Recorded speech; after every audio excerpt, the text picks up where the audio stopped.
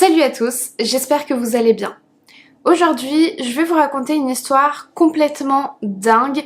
Si vous me connaissez, vous savez que je suis fascinée par les mécanismes psychologiques qui entrent en jeu dans la manipulation mentale et notamment dans les dérives sectaires. Et bien aujourd'hui, on va être servi sur ce plan-là puisque je vais vous raconter l'histoire des reclus de Montflanquin. Il s'agit d'une famille entière de 11 nobles français qui sont tombés sous l'influence d'une personne très mal intentionnée et qui se sont notamment retranchés d'abord dans leur château puis dans des taudis pendant presque 10 ans entre 2000 et 2009. En tout, la famille a perdu près de 5 millions d'euros, mais au-delà du matériel, on va voir que c'est toute la dynamique familiale qui a complètement été écorchée. Il y a eu des actes de séquestration et même de torture entre les membres de la famille sous les ordres de leur gourou. J'ai eu besoin d'un petit peu de temps pour vous préparer ce sujet parce qu'il y a beaucoup d'articles, de reportages à étudier, mais surtout il y a 2 livres qui ont été rédigés par Guylaine Marchand et Christine de Védrine, 2 membres des reclus. Je vous ferai un petit débrief de ces bouquins en fin de vidéo si ça vous intéresse et c'était assez inespéré pour moi de pouvoir travailler sur du matériel qui est aussi direct, qui vient de personnes qui ont vécu l'affaire de l'intérieur, avec en plus des regards qui sont assez différents l'un de l'autre comme on le verra dans cette vidéo. Alors comme d'habitude, je vous laisse vous installer bien confortablement, éteindre vos lumières et dès que vous êtes prêts, c'est parti.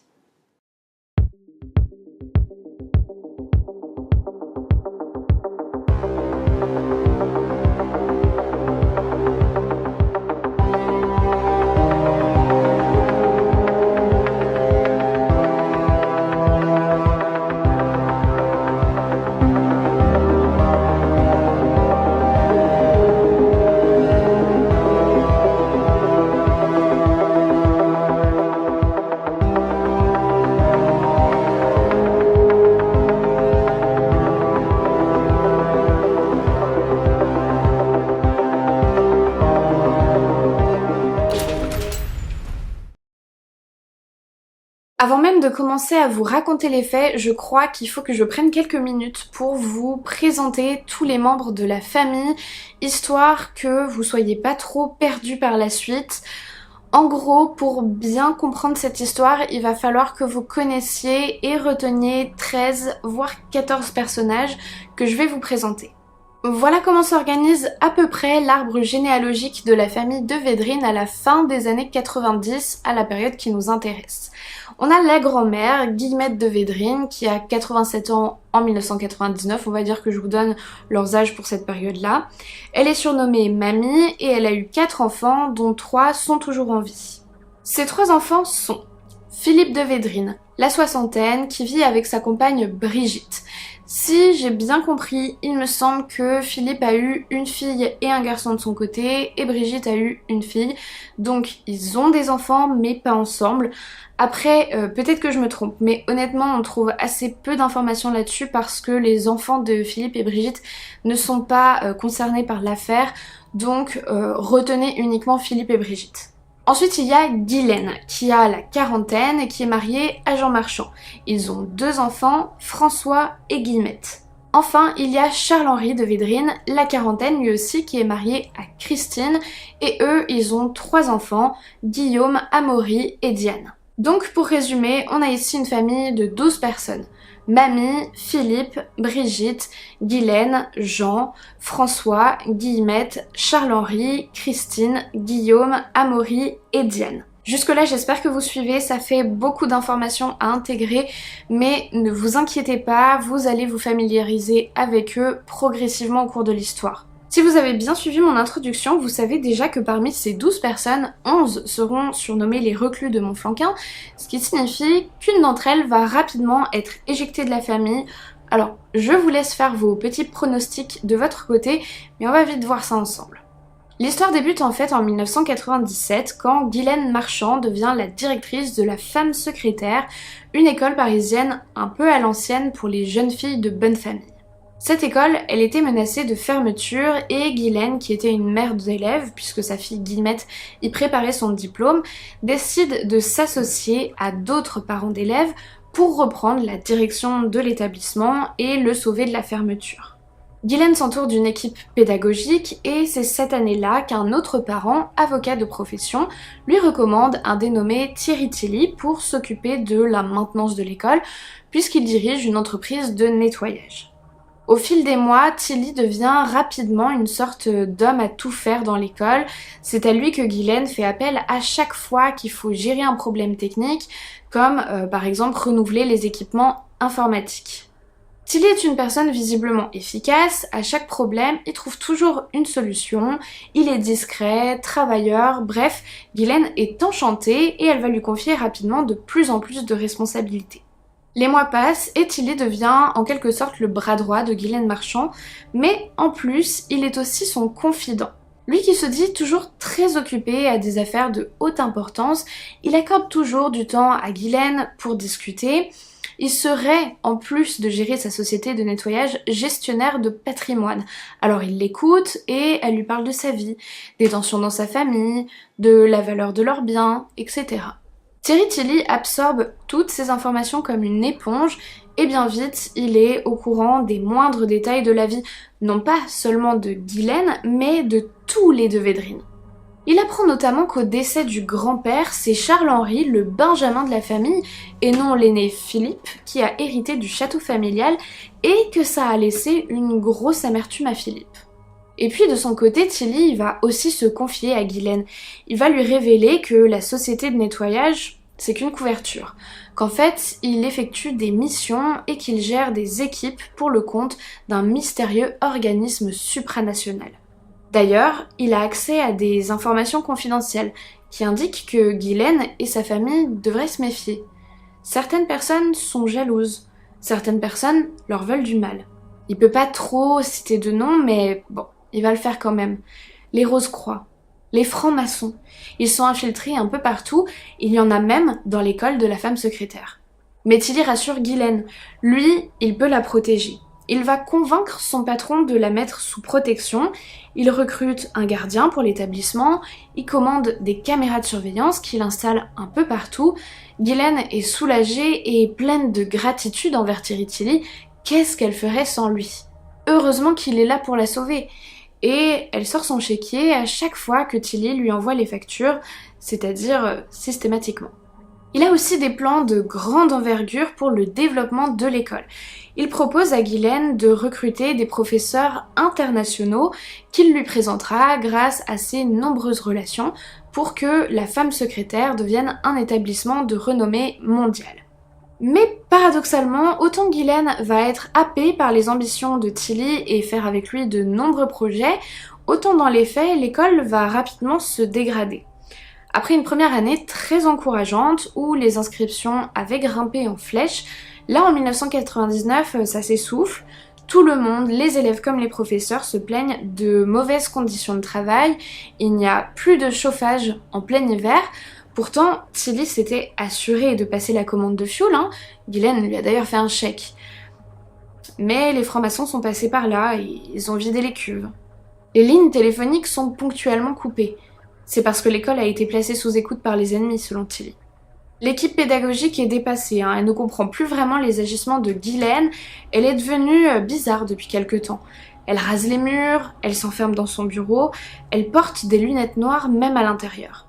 Ceux qui se plaignent des changements depuis l'arrivée de Thierry Tilly sont évidemment des ennemis et ils sont renvoyés. C'est à l'automne 1999 qu'une autre personne de la famille va être séduite par Tilly. Le fils de Guylaine et Jean, François, était à la recherche d'un stage pour valider son BTS et visiblement il avait beaucoup de mal à en trouver un. François en veut d'ailleurs beaucoup à son père Jean de ne pas l'aider en faisant jouer son réseau et c'est un des nombreux sujets de dispute entre eux. Finalement, alors que François avait enfin trouvé un stage, la veille du début, il se fait planter par l'entreprise et se retrouve démuni. C'est là que débarque Thierry Tilly qui sauve la situation en proposant de prendre François comme stagiaire à la femme secrétaire, mais aussi qui va lui faire des révélations importantes. Ce n'est pas un hasard s'il a été évincé de son tout premier stage. C'est en fait un lointain grand-oncle que François ne connaît même pas, mais qui travaille bel et bien dans la boîte, qui a fait le coup pour lui nuire. Car ce grand-oncle, ce serait lui aussi un ennemi. François, il est abasourdi et hypnotisé par les connaissances incroyables de Tilly qui lui révèlent être un agent secret. Et c'est ainsi qu'un deuxième membre de la famille de Védrine tombe sous l'influence et les manipulations de Thierry Tilly qui, bien sûr, est-ce que j'ai vraiment besoin de le préciser, bien sûr qu'il n'est pas agent secret. Bien sûr qu'il n'existe aucun complot. Mais ça y est, la machine est lancée. Le poisson a mordu à l'hameçon et maintenant, il va pouvoir s'immiscer dans la famille par cette brèche qu'il a créée. De son côté, le mari de Guylaine, Jean Marchand, n'est au courant de rien de ce qui se passe à la femme secrétaire. De ce que lui en raconte sa femme, tout se passe à merveille, surtout depuis l'arrivée du sauveur Tilly. À l'automne 99, presque en même temps que toute l'histoire du stage de François, Jean Marchand rencontre enfin Thierry Tilly à une soirée mondaine. Guylaine les présente, puis s'éloigne pour les laisser discuter entre eux. Elle est ravie que ces hommes, qui sont si importants pour elle, puissent enfin apprendre à se connaître et devenir amis à n'en pas douter. Mais lorsque Jean et Guylaine reprennent la voiture ce soir-là pour rentrer, Guylaine est surprise, voire même choquée par l'avis de Jean sur Tilly. Jean n'a pas cru une seconde à cette histoire d'agent secret. Tilly lui a fait une très mauvaise impression, celle d'être un homme vantard, menteur, pas sérieux du tout. Un agent secret, par essence, ça ne révèle pas à des inconnus qu'il est agent secret. Ça n'a juste pas de sens. Guylaine est heurtée par l'opinion de son mari qui ose critiquer l'homme qui l'épaule depuis plus de 2 ans à l'école, qui lui a rendu 1000 services et lui a ouvert les yeux sur les dangers qui les menacent. Elle est déçue que Jean n'ait pas vu le génie de Tilly.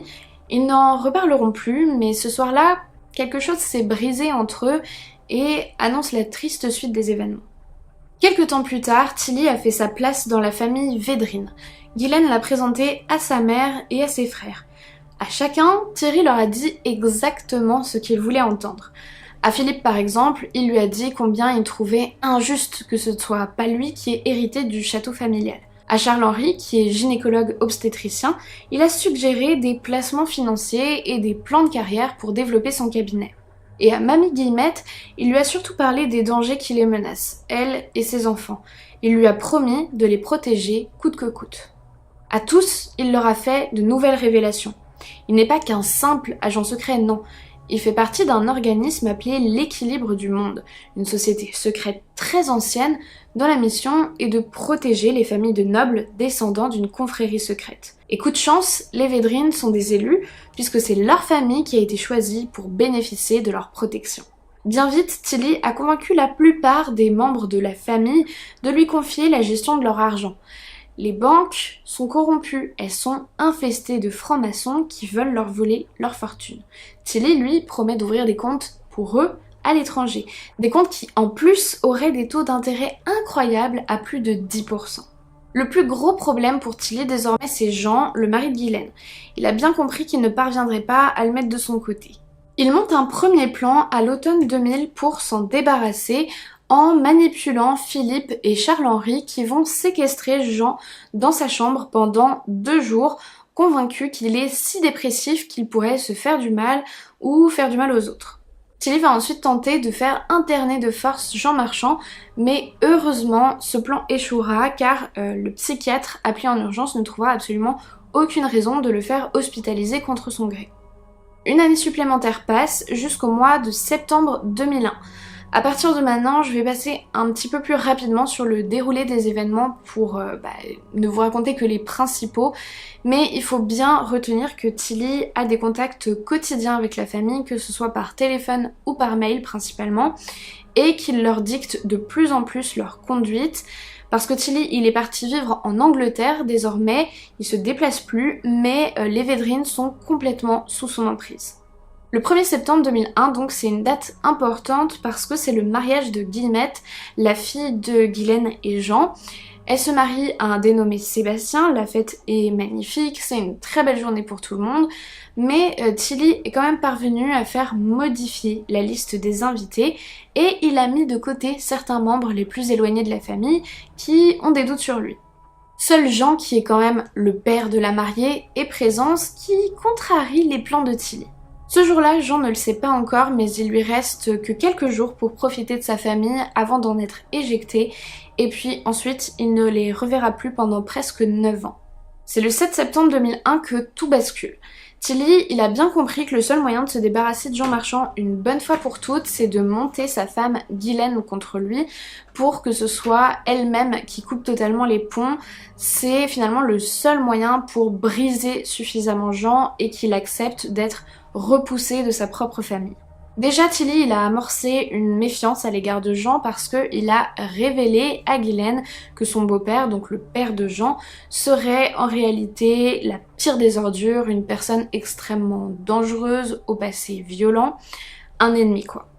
Au fil du temps, Thierry Tilly a tout fait pour monter Guylaine contre son mari et Jean, sans le savoir, il va même aider Tilly dans son entreprise parce que à un moment, n'en tenant plus en fait de cette situation et pressentant le drame arriver, il a suggéré à Guylaine de divorcer sur le plan technique, c'est-à-dire qu'il voulait pas qu'ils se séparent réellement, mais par contre il voulait séparer leurs biens parce que il voyait arriver le fait que Tilly allait tout s'approprier.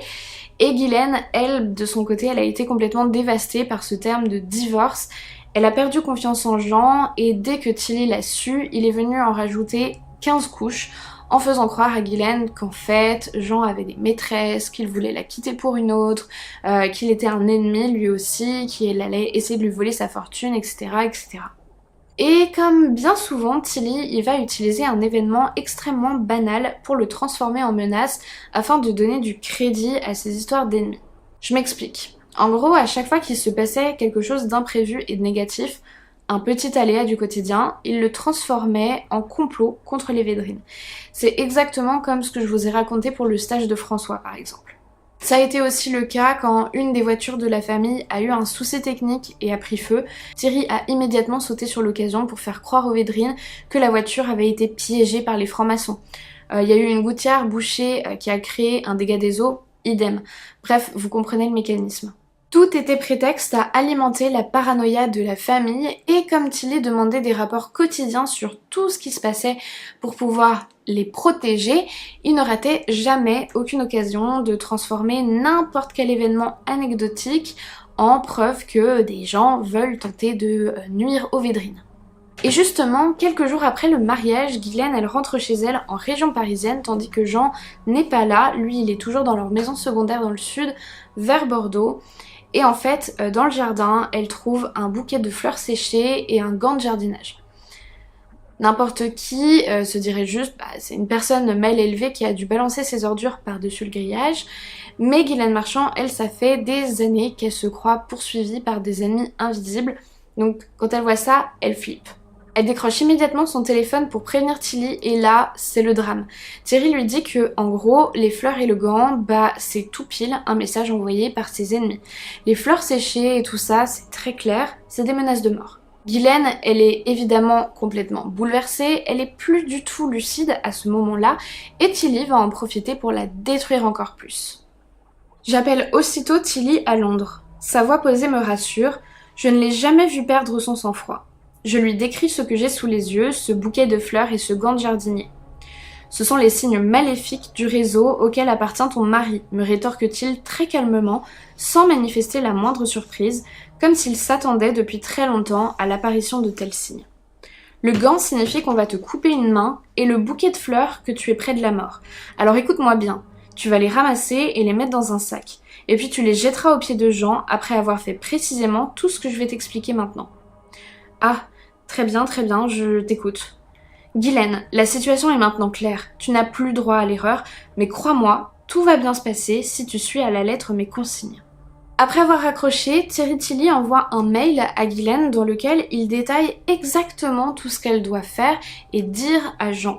Il lui demande d'aller le voir dans leur maison de Bordeneuve, d'être accompagnée de ses frères et de lui demander de partir. Il rédige même mot pour mot une phrase qu'elle doit apprendre par cœur. Pars sans te retourner et rassure-toi, les êtres non initiés et faibles comme moi, qui n'ont pas d'âme et ne sont tout juste bons qu'à être des objets, peuvent eux aussi ne pas avoir de regrets ni de remords, car c'est toujours la vie qui l'emporte contre la vie des non initiés. Aussi incroyable que ça puisse paraître, Guylaine de Védrines va obéir aux ordres de Thierry Tilly et le 7 septembre 2001, escortée par ses deux frères, elle se rend auprès de son mari pour le mettre à la porte.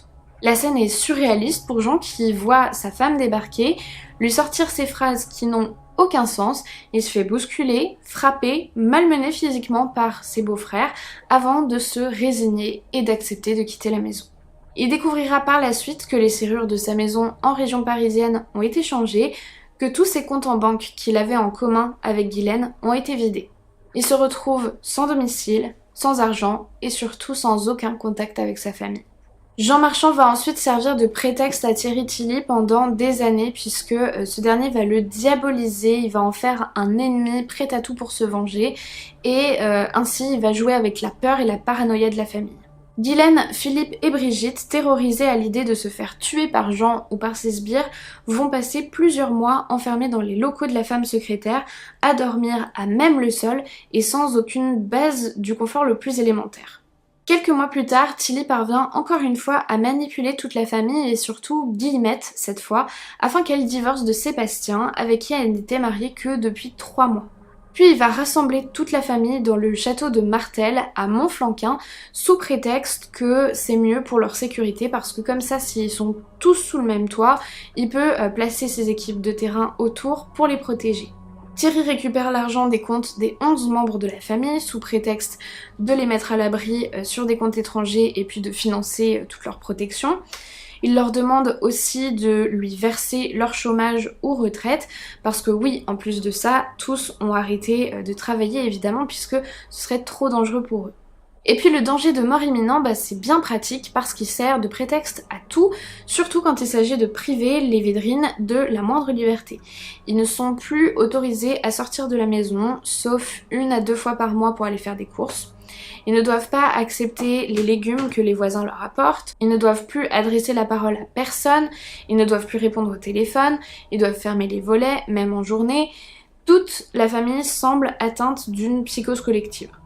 Leurs anciens amis inquiets tentent de passer les voir au château et ils se font immédiatement rembarrer par des insultes et des accusations complètement insensées du genre « occupe-toi de tes fesses » ou encore « salope, tu participes à des messes noires et à des partouzes ». De l'extérieur, le peu qu'on voit des Védrines durant ces années-là est peu flatteur, mais à l'intérieur du château, c'est pas vraiment mieux si ce n'est pire. L'ambiance est extrêmement mauvaise parce que Tilly, il attise les braises, il va monter les uns contre les autres, il crée des jalousies, il rationne la nourriture, il insinue que certains sont des traîtres, etc. Je peux pas tout vous raconter en détail parce que ça serait vraiment trop long, mais en gros, des rivalités vont se créer entre le côté Ghislaine, ses enfants Philippe et Brigitte, et de l'autre Charles-Henri, Christine et leurs 3 enfants. Mamie Guillemette, elle semble être un petit peu au milieu de tout ça, complètement impassible.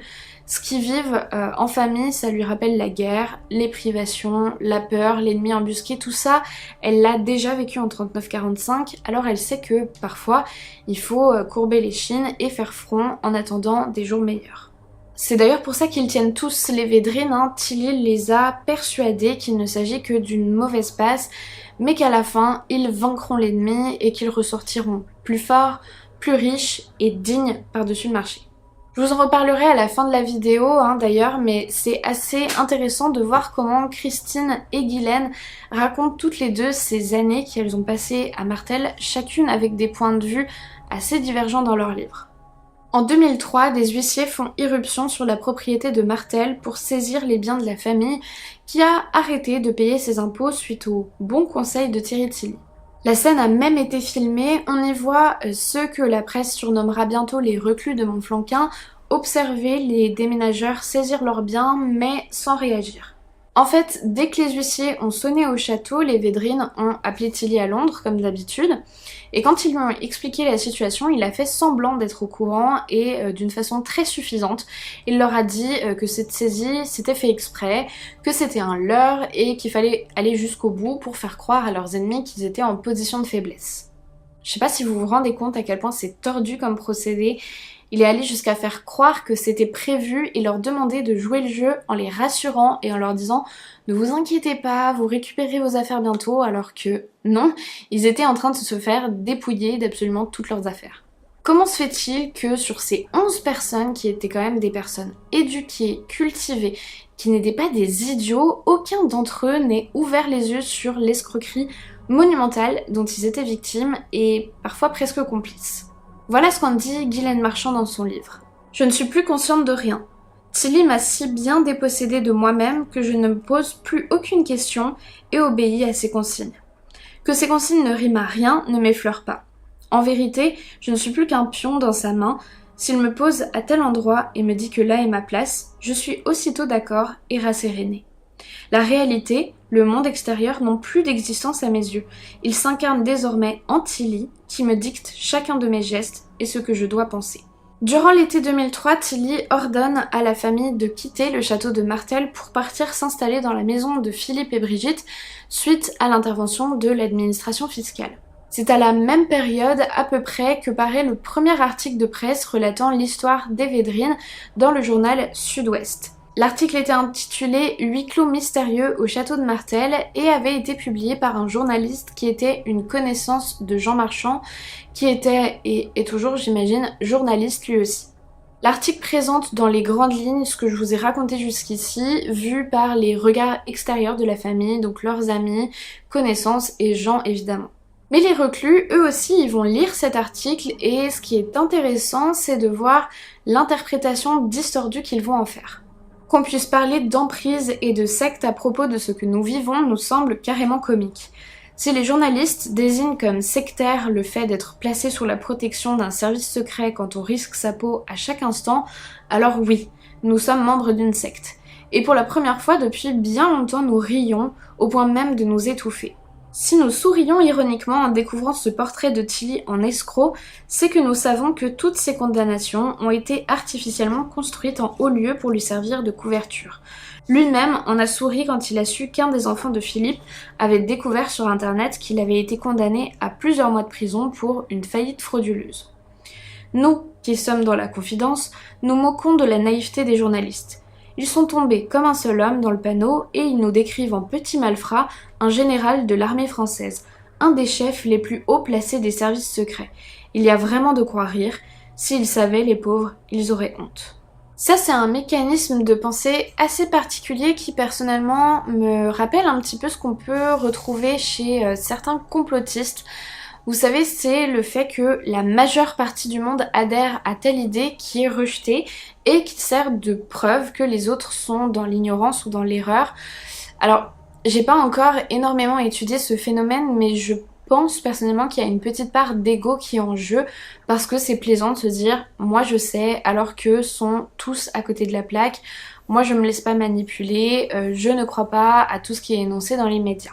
Attention quand même, hein, je dis pas que toutes les théories du complot sont fausses, que les complotistes ont toujours tort ou que c'est idiot de pas croire tout ce qui nous est énoncé dans les médias. Au contraire, hein, c'est super important d'être capable de prendre du recul sur des faits et de chercher à les voir sous différents angles. Mais pour moi, dans le cas des reclus par exemple, c'est pas du tout ce qui a été fait. Ils ont adhéré à une version des faits, celle des ennemis prêts à tout pour les tuer et de Tilly en position de sauveur, et ils n'ont pas été capables de réaliser qu'en fait, c'était lui qui les manipulait pour les escroquer. Les années vont passer sans que rien ne bouge, les Védrines restent coupées du monde, terrifiées à l'idée que les hommes de Jean essayent de les tuer. À un moment, les enfants des deux couples ne sont plus là, ils ont été envoyés faire leurs études en Angleterre ou en stage aux États-Unis pour Guillaume. En réalité, ils vivent tous dans des conditions absolument épouvantables, dans des taudis, sans eau, ni électricité pour certains, et en n'ayant absolument rien pour manger parce que Tilly intercepte l'argent que leurs parents leur envoient. Certains d'entre eux sont supposés travailler et aider Thierry Tilly pour le compte de Jacques Gonzalez, son patron qui dirige la Blue Light Foundation, une organisation soi-disant caritative à visée humanitaire. Gonzalez est présenté par Tilly comme un bienfaiteur et un homme très puissant, il serait même le cousin du roi d'Espagne. On a en réalité peu d'informations sur cet individu, si ce n'est qu'il a effectivement créé la Blue Light Foundation avec comme devise « bien vivre en aidant les autres ». Mais si effectivement ces notes de frais semblent indiquer qu'il s'est pas privé pendant toutes les années où Tilly lui rapportait des financements, aucun de ses projets humanitaires n'a été réalisé. Au mois d'août 2006, Thierry Tilly fait venir Charles-Henri et Christine à Oxford où il vit pour quelques jours. En fait, ils y resteront 3 ans jusqu'à leur exfiltration en 2009. Là-bas, il les fait vivre dans des conditions de pauvreté extrême, matelas à même le sol dans une maison en ruine, privation de nourriture, il les fait travailler gratuitement, etc. Tilly partage aussi avec eux une nouvelle révélation. Christine, la femme de Charles-Henri, détiendrait la clé de la transmission. Il s'agirait d'un trésor d'une valeur considérable, remis par les rois de France et passant de génération en génération chez certaines familles de la grande noblesse française. Voici comment Tilly a présenté les choses à Christine. Il existe en France quelques familles très anciennes, gardiennes de trésors, que leur confiaient les rois au fil des siècles, pour aider les plus démunis et garantir certains équilibres. Ces familles se transmettent le secret de génération en génération. La vôtre détient donc une formidable richesse cachée. Vous en avez forcément eu connaissance. Le lieu, le mode d'accès ont dû vous être donnés. C'est complètement surréaliste. Il me fixe durement, son regard bleu devenu glacial et rétorque d'une voix menaçante. « Christine, je vous interdis de dire ce mot. Mais il n'y a jamais rien eu dans la succession qui puisse donner à penser, même de loin, à l'existence d'un tel trésor. Vous devez faire une erreur. » Il soupire. Cette fois, je lis sur son visage que je suis une innocente. Évidemment, ça ne passe pas par les notaires, c'est beaucoup trop important. Je sais pertinemment que cette transmission a été faite, mon patron y a assisté. Nous en sommes la garde rapprochée, les protecteurs. Votre réaction ne prouve qu'une chose. La charge écrasante que cela représente était trop lourde pour vous. Vous en avez perdu la mémoire. Cela arrive, mon patron a déjà vu des cas semblables. De là, Tilly va se mettre en tête de faire revenir la mémoire à Christine et c'est là qu'on va basculer dans des faits de plus en plus graves puisqu'il va commencer par la séquestrer tous les jours, du soir au matin, dans une pièce avec un bureau et du papier sur lequel elle devait écrire tout ce qui lui revenait en rapport avec sa famille, ses parents et tout ça. Quelles étaient réellement les motivations de Tilly à ce moment-là? Parce que lui, il sait bien que la transmission, ça n'existe pas, que c'est totalement de son invention. Alors, peut-être qu'il tentait un coup de bluff, au cas où Christine aurait conservé quelque part un compte en banque caché. Ou alors, c'était un moyen supplémentaire pour mettre la pression sur la femme de Charles-Henri, parce qu'elle commençait à avoir des doutes à ce moment-là. Et du coup, ça permettait de la faire passer pour une traîtresse aux yeux de sa famille, comme si elle refusait délibérément de leur fournir ce fameux trésor qui aurait pu résoudre tous leurs problèmes d'argent. Au mois de janvier 2008, Tilly fait rapatrier Ghislaine et Philippe à Oxford pour organiser une sorte de réunion de crise, dont le but est de pousser Christine à livrer la vérité sur la transmission. Ghislaine, Philippe et même Charles-Henri sont désormais convaincus que non seulement Christine garde pour elle le secret de la transmission de sa famille, mais aussi de la leur. Ça n'a vraiment aucun sens, mais après des années de lavage de cerveau, les Védrines sont prêts à croire tout ce que leur raconte Tilly. Ils se retrouvent tous dans une petite maison vide, délabrée, et ensemble, tous, je dis bien tous, donc Tilly, Philippe, Ghislaine et Charles-Henri, son propre mari, vont faire subir à Christine ce qui s'apparente à une séance de torture. Pendant 2 semaines, elle va être installée, assise sur une chaise, face à un mur, sans avoir le droit de boire ou de manger, à l'exception très rare d'un petit peu de thé et de biscuits. Elle va être privée de sommeil par les autres qui vont se relayer pour monter la garde et l'empêcher de s'assoupir, mais aussi de se lever et finalement, après plusieurs jours, d'aller aux toilettes et de se laver. Cette épreuve dure plusieurs jours, dans ce salon toujours plongé dans la pénombre la journée, une quasi-obscurité la nuit. Le même épuisement gagne les 2 frères et parfois le sommeil les surprend. Moi aussi. Mais je n'ai pas le droit de m'appuyer sur le dossier, ni de me pencher sur la table. Il m'arrive de tomber par terre. On me rassied vivement. Thierry assure que je le fais exprès. Je suis passée dans un autre monde, où j'aligne de temps à autre quelques chiffres, quelques noms. Tilly s'exaspère et à plusieurs reprises fait irruption dans la pièce pour me frapper violemment le dos avec son poing et me hurler aux oreilles des propos et des menaces incompréhensibles. Après plusieurs jours, je ne sais vraiment plus où je suis, ni ce que je fais. Je m'inonde. Tilly me refuse toute possibilité de me laver et de me changer. Avertie, Amaury vient spontanément secourir sa mère et nettoyer. Tilly n'a pas choisi d'alerter Amaury par hasard. Il connaît sa sensibilité. Craignant qu'il ne ressorte choqué de cette épreuve, je décide de ne plus rien avaler. Puis, comme pour graduer ses effets, Tilly s'assure de la présence de Ghislaine et de ses 2 frères pour porter l'estocade finale et m'accuse. Avouez donc que vous avez eu des relations intimes avec votre beau-frère, Jean. D'ailleurs, ce n'est pas la peine de nier. J'ai des vidéos et les photos qui le prouvent. Lui-même s'en vante partout. Double avantage pour Tilly. La rancœur de Ghislaine est décuplée et Charles-Henri dévasté. Dans l'état où je suis, je peux avouer n'importe quoi, ça m'est égal. Mais à cet instant, j'ai une hallucination. Je vois dans la pièce un escalier. Sur les plus hautes marches, mes 3 enfants me regardent. Alors je me rétracte furieusement et crie que c'est faux et absurde. Ghislaine me gifle en hurlant. « Mais à vous donc, il a le film !» Tout ça ne donne rien. La séance de torture dure encore plusieurs jours jusqu'à ce que Christine de Védrines perde connaissance. Lorsqu'elle se réveille, Charles-Henri et Amaury l'ont transportée à la douche pour qu'elle puisse enfin se laver. Elle ne peut plus marcher, ses jambes sont trop abîmées par l'énorme œdème qui s'est développé à force de rester en position assise. Après cet épisode, une sorte de déclic semble commencer à se faire. C'est Philippe le premier qui se rebelle contre Tilly. Il l'accuse, devant tout le monde, d'être un escroc. Tilly fait venir Brigitte en urgence à Oxford dans l'espoir que ça apaise Philippe, mais c'est tout le contraire qui va se passer. Tous les deux refusent de suivre ses ordres et ils décident de repartir dans leur maison en France.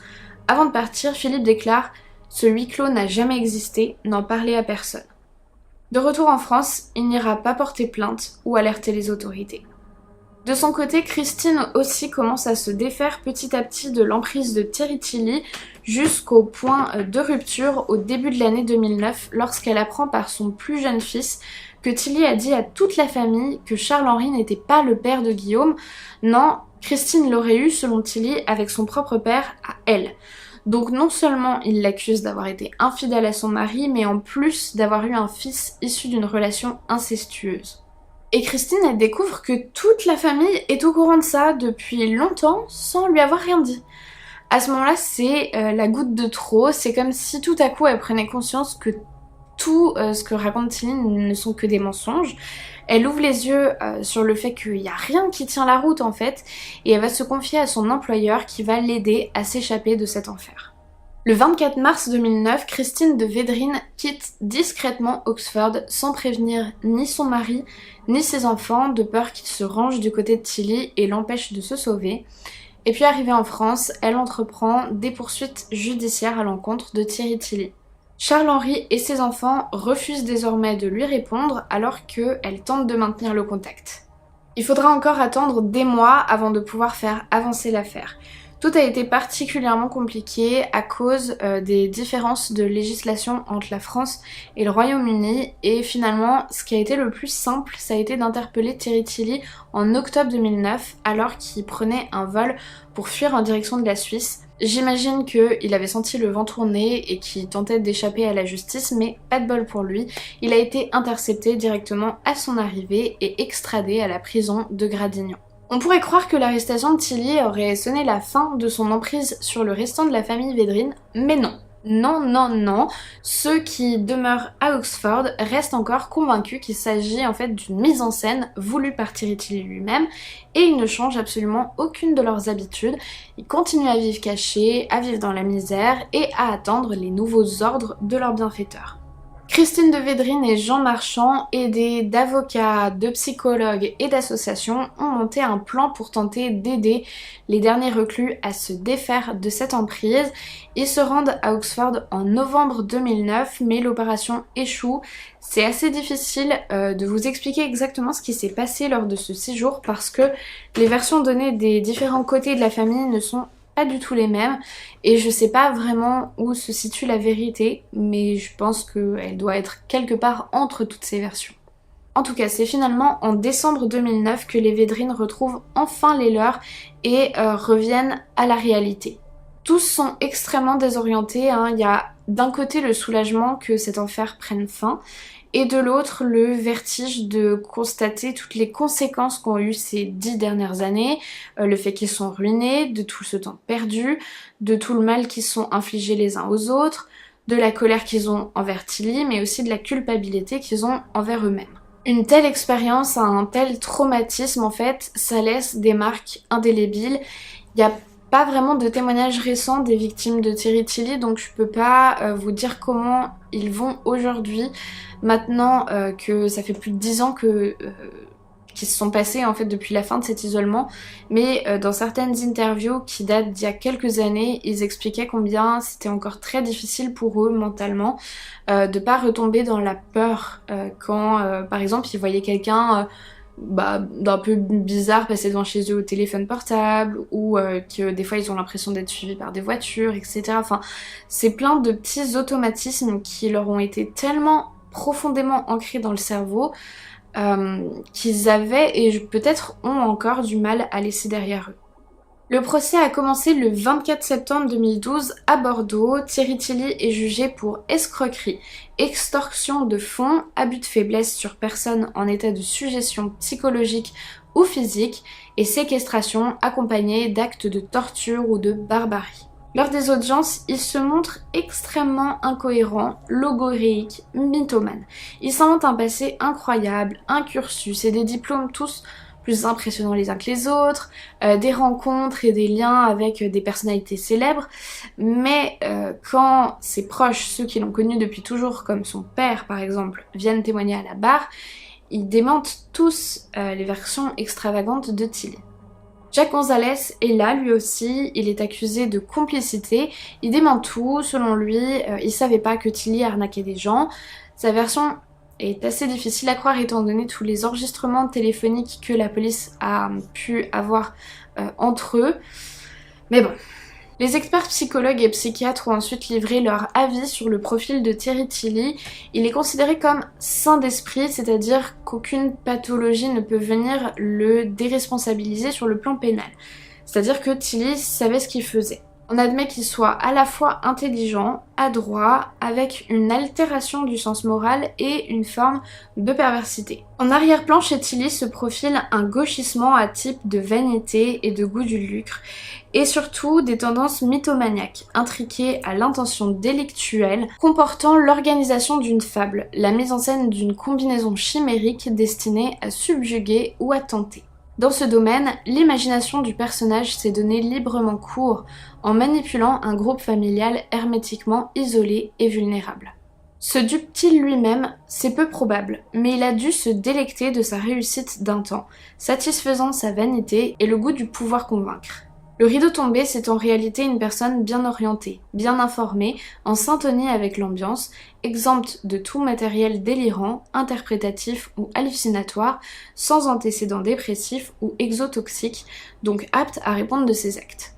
Daniel Zaguris, ce psychiatre dont je vous ai déjà parlé à plusieurs reprises, lui s'est surtout occupé de la famille Védrine et voilà ce qu'il déclare.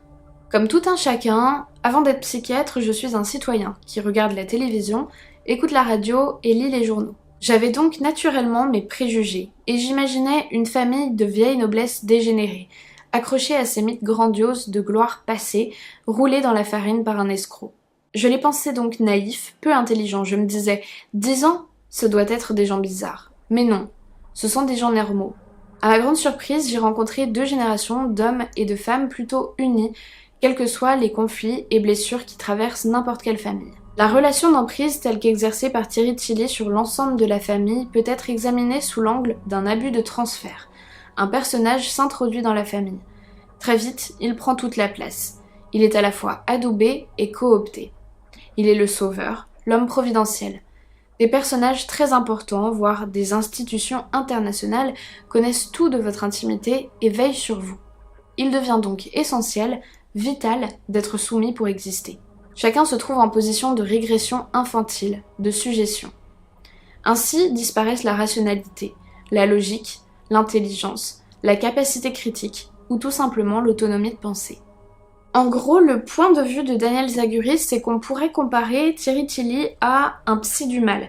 C'est-à-dire qu'il a utilisé des procédés similaires à ceux qui existent dans une prise en charge thérapeutique, mais qu'au lieu de travailler à redonner au patient son autonomie de pensée, comme on le fait normalement, là, l'objectif a au contraire été de l'asservir pour l'exploiter et l'escroquer. C'est pour ça, je pense, que Tilly a été qualifié par certains médias de gourou, même s'il n'était pas à la tête d'une secte. C'est vraiment qu'il y a un certain nombre de ressemblances, puisque on a affaire à un cas de manipulation de plusieurs personnes pour leur extorquer de l'argent, mais par contre il n'y avait pas de dimension spirituelle ou religieuse.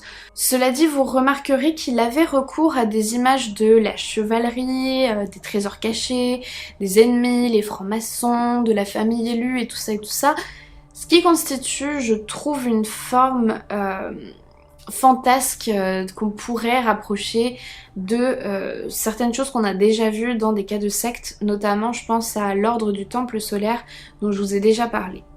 Pendant que je lisais les 2 livres, j'ai essayé de noter tous les moyens utilisés par Tilly pour parvenir à ses fins, ce qui constitue au final un petit peu toutes les différentes étapes de sa manipulation. Alors la liste que je vais vous donner est peut-être pas complète, mais c'est pour vous donner les grandes lignes de son mode opératoire. Au départ, il y a une phase de séduction, notamment auprès de Ghislaine Marchand. Tilly apporte de l'aide et des conseils, il trouve des solutions aux problèmes et il est très amical. Il impressionne son auditoire parce qu'il semble avoir des connaissances très pointues dans de très nombreux domaines. Ainsi, il affirme sa supériorité intellectuelle et comme vous le savez, parce qu'on en a déjà parlé notamment avec l'expérience de Milgram, il est plus difficile de s'opposer ou de refuser quelque chose à une personne qui incarne soit l'autorité, soit le savoir. Tilly a aussi réponse à tout. Il est jamais mis en difficulté, il reconnaît jamais une limite ou une ignorance. Il est aussi ami, ou en tout cas il dit qu'il est ami ou fait affaire avec des gens très haut placés. Alors soit c'est totalement inventé, mais il se prive pas de s'en vanter, soit il parvient réellement à côtoyer ces personnes grâce à son audace et ses grandes capacités de manipulation et ou sa mythomanie. Ensuite, Tilly a fait apparaître la paranoïa dans la famille en suggérant qu'un complot les menace et que des ennemis leur en veulent. Il n'hésite pas à utiliser la peur chez ses victimes avec des sous-entendus comme il va y avoir de la viande froide et puis il détruit les liens de la famille avec son entourage et l'isole du monde en leur conseillant de s'enfermer dans leur maison, de plus répondre au téléphone et de rejeter toutes les personnes qui viendraient les voir. Il va également pourrir les liens au sein même de la famille en montant les membres les uns contre les autres et en faisant monter des vieilles rancœurs. Il raconte des histoires de tromperie, de trahison et même d'inceste. Il détruit progressivement l'estime de soi de chacune de ses victimes, il va aussi s'arranger pour qu'elles perdent leurs repères temporels, il va confisquer les montres ou refuser de leur donner l'argent pour qu'ils puissent changer les piles. Il maintient aussi la famille constamment occupée par des affaires urgentes, c'est-à-dire que à tout moment, il les stresse en les appelant et en leur disant tu dois immédiatement venir à tel endroit pour récupérer un document et puis il va falloir que tu ailles le remettre à telle personne là-bas et il leur faisait traverser la France, voire même aller dans d'autres pays, en Angleterre, en Belgique, à toute heure du jour et de la nuit. Bien sûr, il ruine totalement la famille, il s'approprie leurs comptes en banque et leur fait perdre leurs revenus, leur travail, leur maison même, en les poussant à ne plus payer leurs impôts. Tilly poussait tout le temps la famille à bout en les harcelant constamment et c'est comme ça qu'il est parvenu à leur faire signer pas mal de documents parce que au bout d'un moment, il voulait juste avoir la paix et se débarrasser de lui plus facilement. Sinon, il revenait toujours à la charge et punissait, criait, culpabilisait, etc. Donc finalement, les Védrines avaient tendance à signer des documents sans même avoir le temps de les lire juste parce que voilà, sinon ils se faisaient accuser de pas faire confiance ou choses comme ça, donc c'était leur manière finalement d'avoir un petit peu d'espace et de le faire repartir, c'était de tout accepter. Et puis ensuite, on en arrive aux méthodes les plus extrêmes qui constituent de la torture et des actes de barbarie, les privations de nourriture et de sommeil, ainsi que d'accès aux toilettes ou à l'hygiène élémentaire, ce qui va permettre d'amplifier le contrôle mental en épuisant les victimes, et puis la torture physique avec des pincements ou des coups de poing. J'ai aussi remarqué qu'il y avait un mécanisme très binaire dans la méthode de Thierry Tilly, c'était sa façon de réagir aux événements imprévus. Comme vous l'avez compris, je pense, dès que quelque chose se produisait, les Védrines se tournaient immédiatement vers Tilly pour le prévenir et puis attendre ses ordres. Alors, premièrement, Tilly n'était jamais étonnée par ce qui arrivait. À chaque fois, il disait toujours « Bah oui, moi je savais que ça allait arriver depuis des jours grâce à mes services de renseignement, donc je suis pas du tout étonnée. » Et ensuite, ça dépend. Quand l'imprévu était quelque chose de négatif, il disait toujours que c'était un complot, que ça venait des ennemis et surtout de ceux qui avaient été écartés de la famille avec Jean Marchand en tête. Par exemple, une voiture qui tombait en panne, forcément elle avait été sabotée par les ennemis. Si l'électricité était coupée, il disait pareil, sans bien entendu parler du fait que lui ne payait plus du tout les factures par exemple. Par contre, si la chose qui arrivait était quelque chose de positif, et là il va dire que c'était grâce à ses efforts ou à ceux de son patron qui avait œuvré en secret et que au moyen d'immenses efforts, vraiment ils avaient réussi à obtenir telle chose. Et voilà, c'était vraiment l'exemple de tu vois, il faut me faire confiance, etc. Nanana, je t'avais bien dit que ça allait s'arranger. D'ailleurs, l'un des leitmotifs préférés de Tilly, c'était il n'y a pas de hasard, avec tous les sous-entendus que ça laisse. Et l'autre leitmotiv qui répétait très souvent à la famille, et là quand même, c'était super ironique, c'était plus c'est gros, plus ça passe. Et oui, fallait oser quand même, hein. Alors c'est important aussi de souligner que les victimes n'étaient pas forcément convaincues à 100% des théories et des mensonges de Tilly. Elles avaient fréquemment le sentiment d'être dans un monde parallèle ou irréel, mais c'est le doute et la peur qui les maintenaient, et puis aussi toutes les interprétations distordues de certains faits pour qu'ils correspondent au complot en allant dans le sens des propos de Tilly comme je vous ai expliqué. Il faut aussi ajouter que beaucoup de théories suggérées par Tilly ont été soutenues par des membres de la famille et qu'au final, c'était carrément eux qui entretenaient la peur et les idées de persécution, de trahison, etc. C'est comme si la machine, une fois lancée et toujours un petit peu sous surveillance de Tilly, elle fonctionnait par elle-même et elle allait de plus en plus loin. Ça a aussi été renforcé par certaines personnes de l'entourage extérieur qui avaient tendance par exemple à s'emporter comme Jean Marchand, ce qui a pu donner du crédit à sa diabolisation. Comme vous le voyez, la manipulation elle s'est installée de façon vraiment progressive et insidieuse et ça rappelle le phénomène d'habituation à la violence comme on le retrouve chez les femmes ou les hommes battus. Pour ceux qui avaient vu ma vidéo sur les violences conjugales, rappelez-vous de l'allégorie de la grenouille et de la casserole d'eau chaude. C'est vraiment le même principe en fait qui fait que des personnes sous emprise vont décrocher petit à petit de la réalité et qu'elles ne vont plus être en mesure de voir à quel point ce qu'elles vivent est grave et inacceptable. Et c'est ce qui explique comment, en tout cas en partie, une telle situation a pu dégénérer autant et s'étendre dans le temps comme ça. À l'issue du procès, Thierry Tilly a été condamné à verser des dommages et intérêts à ses victimes et aussi à 8 ans de prison ferme, tandis que son complice Jacques Gonzalez a pris 4 ans de prison. Tilly a contesté sa sentence et fait appel et l'année suivante en 2013, sa peine a été alourdie de 2 ans, ce qui porte sa condamnation à 10 ans d'emprisonnement. Ça signifie donc qu'il va probablement sortir très prochainement de prison, je pense que c'est une affaire à suivre.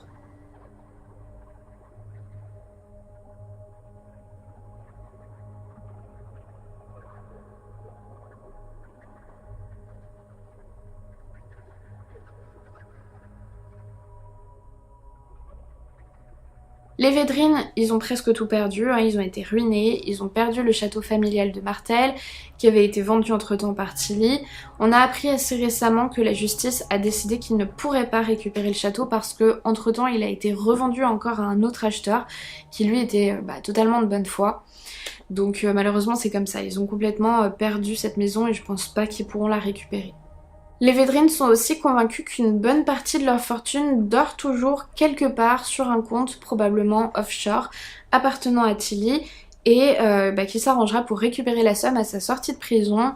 Bon, ça c'est pas vérifié, hein, je peux pas vous dire si c'est vrai ou pas. On ne sait pas du tout où est passé tout l'argent qu'il leur a extorqué. Comme je vous le disais tout à l'heure, aujourd'hui les Védrines sont assez discrets dans les médias, j'ai pas trouvé de témoignages de leur part qui soient vraiment très récents. Ce qui est probable, en tout cas, c'est qu'il leur reste beaucoup de séquelles de ces 10 années d'enfer qu'ils ont traversées. À mon avis, ça implique forcément beaucoup de difficultés à se reconstruire, à refaire confiance. Il doit aussi y avoir quand même pas mal de culpabilité pour ce qu'ils se sont fait subir chacun les uns les autres. Cela dit, ce que je trouve assez incroyable et admirable, c'est que le couple Guylaine et Jean Marchand, il a pu se reformer après tout ça. Je sais pas s'ils sont toujours ensemble à l'heure actuelle, de même que pour Christine et Charles-Henri ou pour Philippe et Brigitte, mais vraiment je leur souhaite. D'ailleurs, si jamais l'un d'entre eux tombe sur cette vidéo, Je voudrais qu'ils sachent que je compatis vraiment à leur sort face à cette expérience et qu'ils peuvent me contacter si jamais ils souhaitent m'apporter leur témoignage. Je pense que ça pourrait être super intéressant de savoir, de faire un bilan en fait après toutes ces années de ce qu'ils ont vécu et puis peut-être justement à l'évocation de la possibilité de sortie assez prochaine de Thierry Tilly de prison, savoir un petit peu ce qu'ils en pensent, où ils se positionnent eux. Voilà, donc si jamais il y a ma petite adresse mail qui s'affiche, si jamais l'un d'entre eux a envie de parler, de discuter, même si c'est juste en privé, je suis ouverte à la discussion. Je sais que je n'ai pas pu tout dire sur cette affaire tant il y a d'informations dessus, j'ai nécessairement dû éluder des passages de l'histoire parce que vous le voyez, rien qu'avec les 2 livres, il y a de quoi faire. D'ailleurs, sur ces 2 livres, je vous avais dit que je vous ferais un petit débrief, donc je vais essayer de le faire. Si jamais l'affaire des reclus de Montflanquin vous a passionné autant que moi, vraiment je vous conseille la lecture de ces 2 ouvrages. Personnellement, moi j'ai commencé par lire Nous n'étions pas armés de Christine de Védrine, puis j'ai enchaîné avec Diabolique de Guylaine et Jean Marchand. J'ai vraiment apprécié le fait de lire ces 2 livres l'un à la suite de l'autre parce que, comme je vous l'ai dit dans la vidéo, ils sont assez complémentaires et chacun des 3 auteurs a un regard vraiment différent des autres sur des mêmes scènes, des mêmes moments. Et je trouve ça super intéressant en fait de voir tous ces différents points de vue là. De ce que j'ai lu, j'ai l'impression que les 2 côtés de la famille ne sont pas vraiment en bons termes. En tout cas au moment de l'écriture de ces livres, je sais pas s'il y a eu une réconciliation depuis.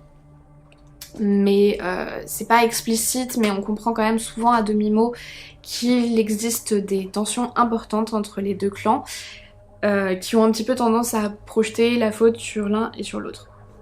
Enfin sur l'autre à chaque fois. Donc si vous deviez faire un choix et ne prendre qu'un des 2 livres, moi je vous conseillerais plutôt de vous tourner vers Diabolique, tout simplement parce qu'il nous donne les points de vue à la fois de Guylaine qui était vraiment quand même au centre de l'affaire puisqu'elle était très proche de Thierry Tilly, et en même temps de Jean Marchand qui lui s'est retrouvé éjecté et à l'extérieur de tout ça et qui s'est battu pendant des années pour sortir sa famille de l'emprise de Tilly. Donc voilà, si vous devez n'en lire qu'un, je trouve qu'il est un petit peu plus complet à ce niveau-là, mais franchement l'idéal c'est de pouvoir lire les 2 parce que celui de Christine, il apporte un point de vue supplémentaire et absolument pas redondant sur les faits. Voilà, c'est la fin de cette très longue vidéo je crois, j'espère qu'elle vous aura plu parce que elle m'a demandé quand même pas mal de temps de recherche et d'écriture. Je pense que vous avez aussi tous remarqué que le cabinet de curiosité derrière moi a pas mal changé.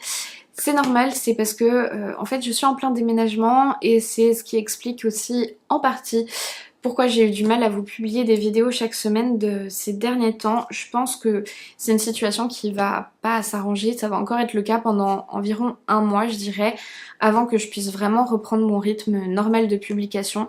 Du coup je voulais vous remercier immensément d'être aussi patient et compréhensif.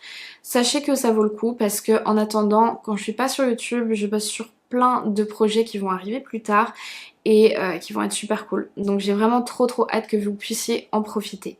Du coup voilà, sachez que je vous lâche pas, soyez-en sûrs, je reviens dès que possible avec une nouvelle histoire, un nouveau décor et tout. N'hésitez pas à me dire dans les commentaires ce que vous avez pensé de l'histoire d'aujourd'hui et puis aussi à me faire vos suggestions de sujets. J'ai une liste très longue sur mon téléphone de tout ce que vous me proposez, mais je prends toujours toutes les idées qui viennent. Je vous dis à bientôt, je vous fais plein de gros bisous et puis comme d'habitude, d'ici la prochaine fois, n'oubliez surtout pas de rallumer vos lumières.